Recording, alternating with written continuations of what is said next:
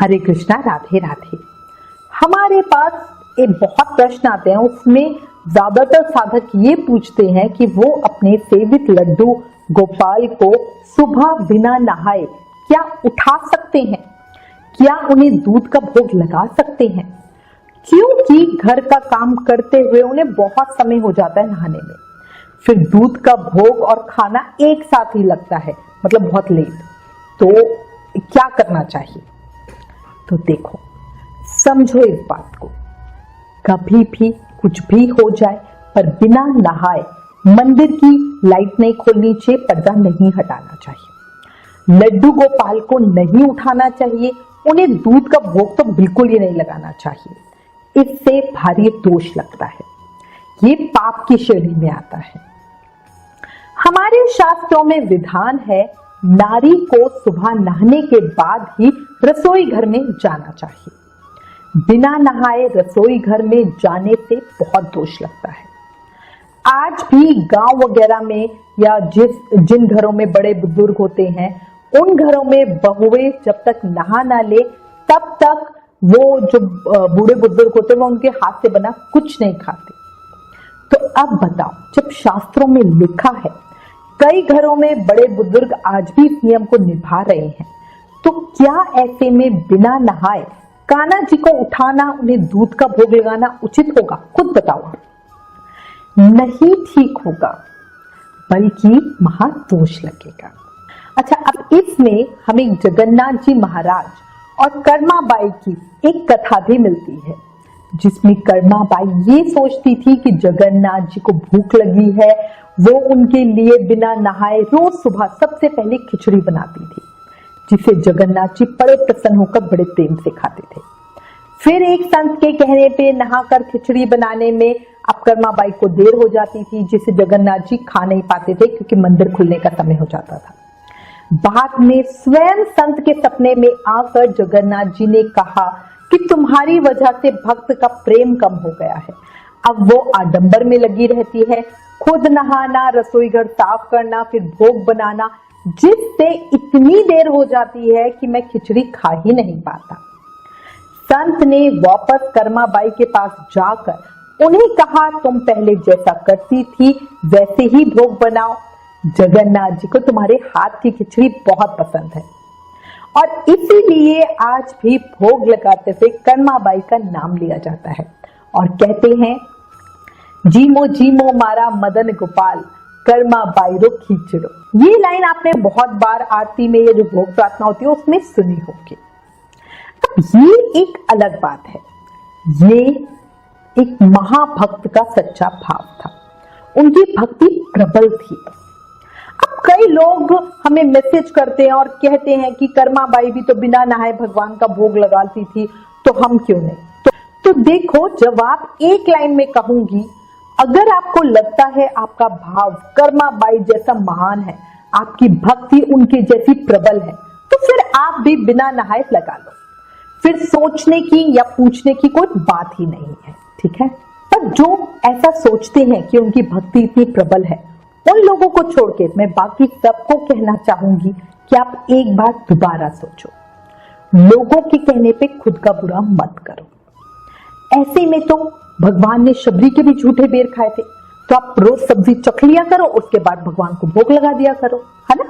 या फिर वृंदावन में लीला करते हुए गोप के मुंह से उन्होंने लस्सी पी ली थी, आप भी ऐसे ही कर लो कि अपने मुंह के अंदर कुछ चीज डाल लो और फिर वो ठाकुर जी को भोग लगा दो। ऐसे नहीं होता है। जो हमारी ये कहानियां हैं, ये जो हम सुन रहे हैं, इसका भाव है कि वो भक्त इतने निश्चल थे कि भगवान ने भी किसी मर्यादा को नहीं माना है। हमारे शास्त्रों में एक कहानी और आती है, जिसमें लक्ष्मी जी एक बार कान्हा जी से गुस्सा हो गई थी, भगवान विष्णु से गुस्सा हो गई थी कि अपने जो उन्होंने अवतार धारण किए थे उसके अंदर उन्होंने किसी सीमा को नहीं माना, है ना। तो इस तरह की कहानी हमारे शास्त्रों में आती है, जिसमें माता लक्ष्मी ने भी इस चीज को कहा था कि आपने ये सारे काम क्यों किए, और उस समय भगवान कृष्ण ने यही कहा था कि मैं भक्तों के अधीन हूं, ठीक है। बट इसका मतलब बिल्कुल भी नहीं है कि कलयुग में भी आप उन चीजों को फॉलो करते हुए उसी तरह करें। फिर कहूंगी, अगर आपको लगता है कि आपका खुद का भाव, आपकी भक्ति कर्माबाई जैसी प्रबल है, स्ट्रांग है, शबरी जैसी स्ट्रांग है, आप इतने सालों तक अकेले रहकर अपने भगवान का वेट कर सकते हो कि वो आपके घर आए, तो बिल्कुल फिर आप उनको अपना झूठा भी खिला सकते हो और उनको बिना नहाए भोग भी लगा सकते हो।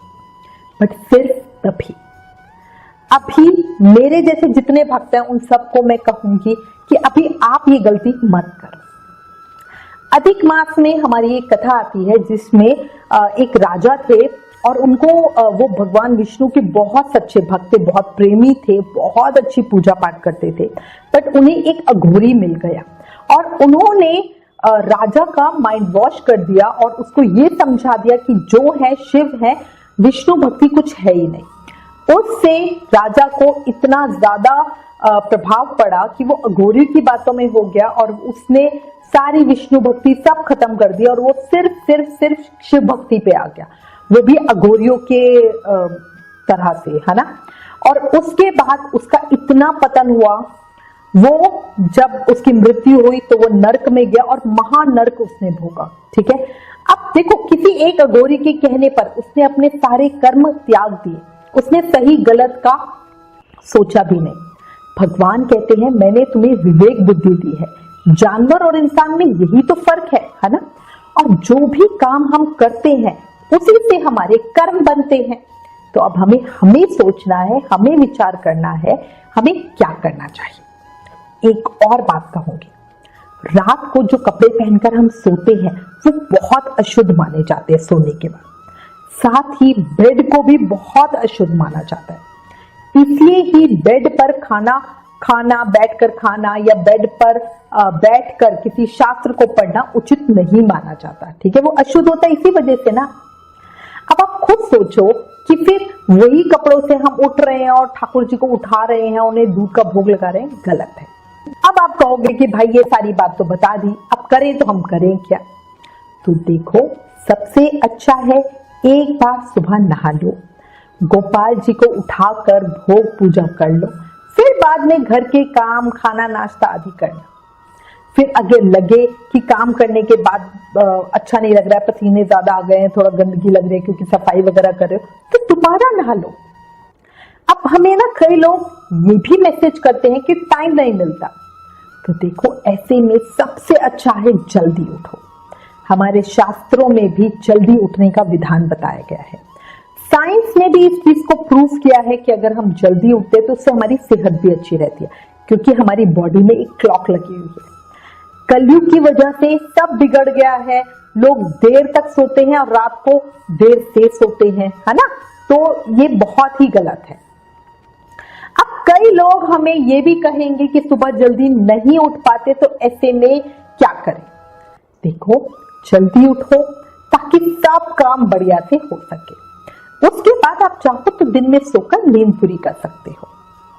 एक और बात, अगर आप साधु संत या साध्वी हो, गृहस्थी छोड़ चुके हो, तो ये बिल्कुल अलग बात है। पर अगर आप गृहस्थी में हो तो सुबह नहाना और ज्यादा जरूरी हो जाता है। आप मेरी बात का मतलब समझ सकते हो। अंत में फिर कहूंगी, बिना नहाए की हुई सेवा से आपको पुण्य या सेवा फल या गोपाल जी का प्रेम मिलेगा या नहीं मिलेगा ये कंफर्म नहीं है, पर पाप या दोष मिलना 100% कंफर्म है। इसलिए क्यों दोष सर पे लेना चाहते हो। देखो, मैं हमेशा कहती हूं, इस कलयुग में हम वैसे ही अनजाने में बहुत पाप कर देते हैं। ऐसे में जानबूझकर दोष सर पे लेना तो सही नहीं होगा, समझदारी नहीं होगी। साथ ही याद रखो, चाहे कोई पुण्य कर्म करो या ना करो, पर गलती से भी पाप मत करो। सही कह रही हूं। अंत में एक बात कहूंगी, अगर कभी ऐसी परेशानी आती है कि आप बहुत मजबूरी में हो और नहा नहीं पा रहे हो, तो ऐसे में मानसिक रूप से भूख लगा दो। मन में सोचो आप नहा लिए हो, बढ़िया दूध उबाल लिया है, मंदिर की मन में ही लाइट खोलो, गोपाल जी को उठाओ, फिर उन्हें बढ़िया दूध का भोग लगा दो, उन्हें बढ़िया स्नान करा दो, सुंदर श्रृंगार कर दो। इस तरह से आपकी मानसिक सेवा हो जाएगी। शारीरिक रूप से फिर जब समय मिले तब कर लेना। इसी के साथ मैं उम्मीद करती हूँ इस वीडियो में दी गई जानकारी आपके लिए उपयोगी होगी। इससे रिलेटेड अगर आपके पास कोई भी कमेंट या सजेशन है तो प्लीज हमें लिखें। ज्ञान बांटने से बढ़ता है, इसलिए इस वीडियो को ज्यादा से ज्यादा शेयर करें। Please like, share and subscribe. Thank you. Hare Krishna.